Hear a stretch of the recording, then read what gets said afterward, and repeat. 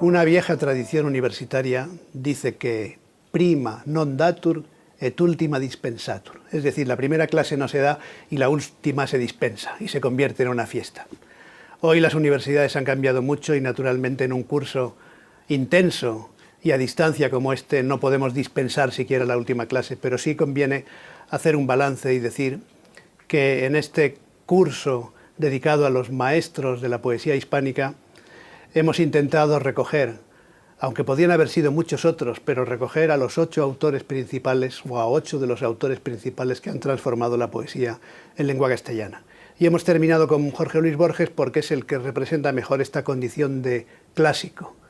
Clásico es aquel autor que recoge una tradición y la transforma, que junta la conciencia de la tradición con la voluntad de la originalidad.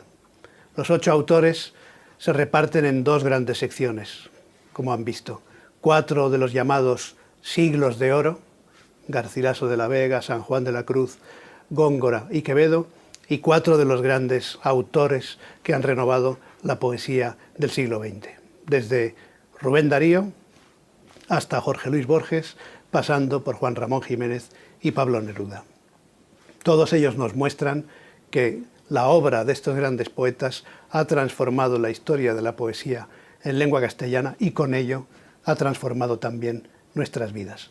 Y este curso, además de una historia parcial y con algunas lagunas que ustedes pueden evidentemente rellenar con su interés, ha sido también una antología de la mejor poesía en lengua castellana. Y por eso hemos prestado mucha atención al análisis y a la lectura de algunos poemas concretos que han transformado la historia de nuestra poesía.